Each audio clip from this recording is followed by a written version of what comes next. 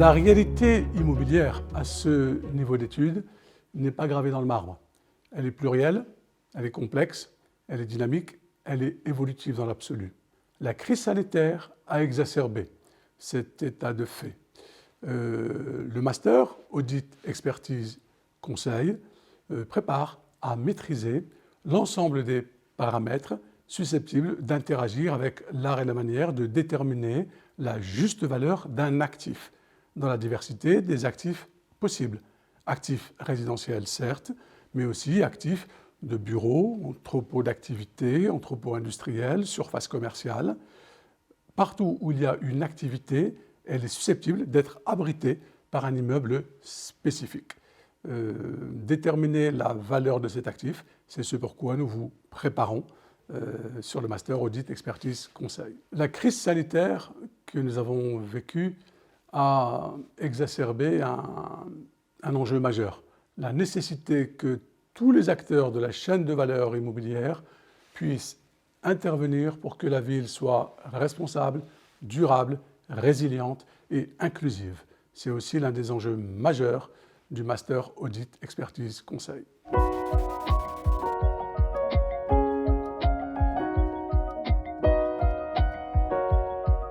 La principale force de notre formation, le Master Audit Expertise Conseil en immobilier, puise sa source dans l'histoire de notre groupe, l'École supérieure des professions immobilières, créée il y a près d'un demi-siècle par et pour des professionnels de l'immobilier. Nous sommes partis des finalités, des attentes du marché et des entreprises pour, à rebours, constituer, concevoir un contenu et des modalités d'évaluation. Second critère, le profil des intervenants. C'est une équipe hybride constituée d'une part par des professionnels en activité, connus et reconnus dans leur domaine de spécialisation, et d'autre part par des enseignants-chercheurs dont la mission est de conférer aux futurs diplômés une capacité à conceptualiser, une capacité de hauteur de vue, de recul, un sens de la méthode. Troisième critère, la magie de l'alternance, qui permet de corréler l'acquisition des savoir-faire pendant les temps d'immersion d'entreprise avec celle des savoirs pendant les semaines académiques au sein de notre école. Et enfin, les modalités d'enseignement qui sont bâties sur des scénarios inspirés de la réalité dans ce cas-là de plus exigeante. C'est la combinaison de ces 4 ou 5 forces qui confère la singularité du MAEC, Master en Audit Expertise Conseil, et la crédibilité professionnelle des diplômés de cette formation.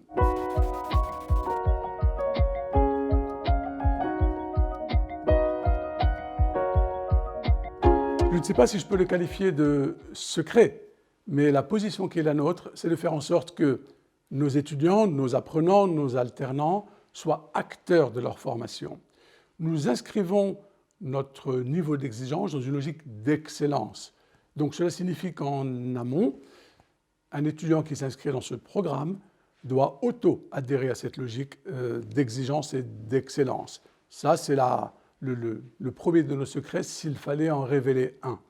Le second, comme je l'expliquais sur un critère précédent, c'est que c'est la finalité professionnelle qui fait foi. En ligne de mire, le cap, c'est la crédibilité professionnelle de nos futurs diplômés à l'issue de sa formation. Le reste est construit à rebours. Et enfin, nous sommes dans un enseignement de l'interaction, nous sommes dans un enseignement où le pourquoi est toujours corrélé au quoi, où on essaie de concilier la dimension ludique, créative, professionnelle, éducative, académique. Et globalement, si on peut qualifier cela d'un secret, je dirais que c'est le nôtre.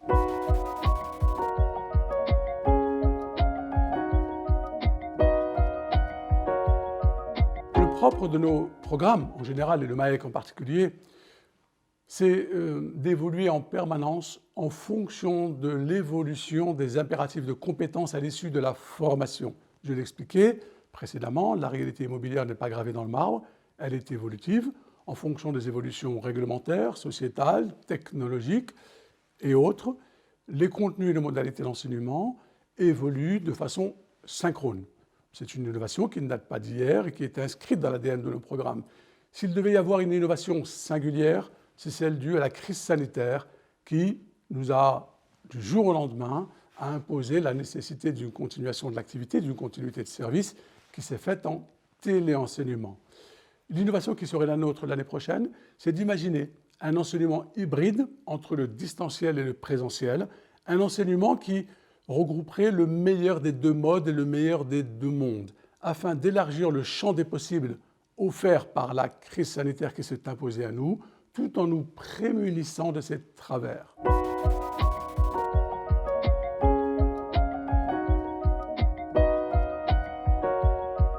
De notre point de vue, l'alternance doit être considérée comme une filière d'excellence dans l'enseignement supérieur. L'objectif d'un enseignement supérieur n'est pas une fin en soi. La finalité, c'est d'être capable de façon crédible d'assumer des responsabilités au sein d'une entreprise et plus globalement d'être conscient des responsabilités que cela implique pour le pays tout entier ou pour l'économie tout entière. Les périodes d'immersion en entreprise, dans le cadre de l'alternance, participent de cette crédibilité, car elles permettent de mettre en application ce qui est abordé pendant l'école. Et c'est ce qui permet à un étudiant fraîchement diplômé, pour peu qu'il ait parcouru les 2 années de master en alternance, de se prévaloir de 2 ans d'expérience en entreprise fraîchement diplômé. Et ça participe aussi de son employabilité, car il sait et il sait faire. Et ça, c'est absolument fondamental. Quant aux fonctions qui sont assumées au sein des entreprises respectives, ce sont les prémices des fonctions susceptibles d'être assumées à l'issue de la formation. Car, encore une fois, dans le cadre du MAEC qui prépare au métier de l'audit, de l'expertise et du conseil, il est fondamental que pendant les périodes d'immersion d'entreprise, qui en réalité sont des secondes écoles, qu'ils puissent, en tant qu'experts, en tant que consultants en immobilier d'entreprise, en tant que broker, en tant que consultants, exercer et commencer à s'immerger dans les réalités qu'il est amené à rejoindre à l'issue de sa formation. Alors bien entendu, les postes occupés à l'issue de la formation sont équivalentes à celles qui sont occupées pendant les périodes d'immersion dans le cadre de leur alternance et dans le cadre de leur contrat pro, leur contrat d'apprentissage ou de stage alterné.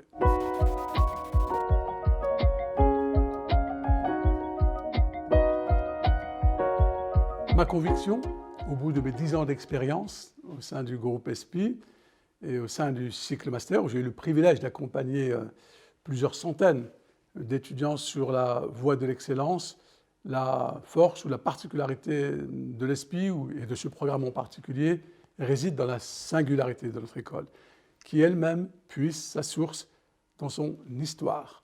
École créée il y a 50 ans par des professionnels, pour des professionnels.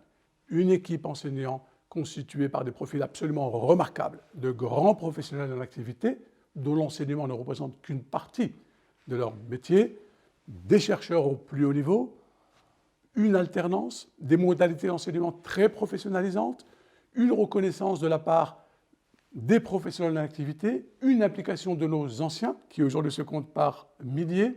Vous additionnez toutes ces singularités, et bien ça confère une singularité collective, de mon point de vue, sans équivalent.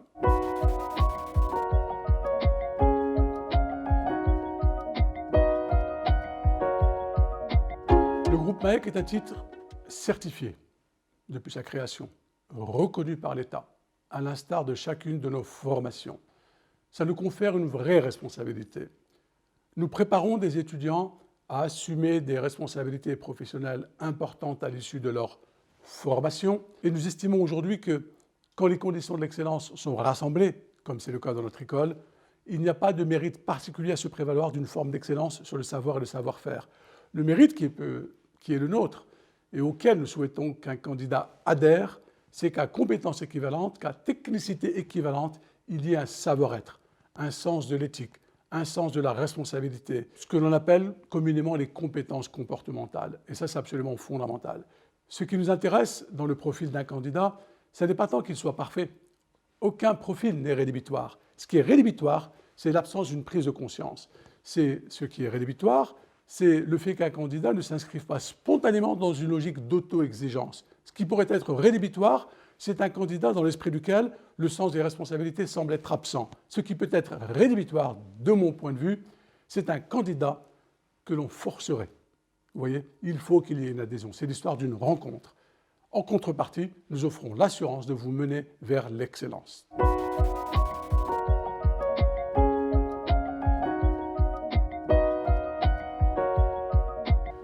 Merci de m'avoir écouté jusqu'à présent. C'est vraiment un privilège pour moi que de partager mon aventure, mon vécu. Et l'idée, c'est de vous offrir les codes et les clés pour faire un choix d'orientation en connaissance de cause, car il s'agit d'un projet de vie. Aujourd'hui, un projet de vie professionnelle, c'est d'abord un projet de vie. Et ce projet de vie, c'est le vôtre. Ce qui est important, c'est de prendre conscience qu'une école, c'est bien plus que quelques murs, c'est bien plus qu'un mobilier, c'est bien plus qu'un équipement aussi élaboré soit-il. C'est d'abord l'histoire d'une rencontre entre des sachants et des apprenants. C'est un idéal, c'est un cap, c'est un objectif. Et c'est cela, dans mon esprit, une école. Si vous êtes en convergence avec cet idéal, sans angélisme ni cynisme, mais avec un pragmatisme bienveillant, alors notre école est faite pour vous et vous y serez les bienvenus.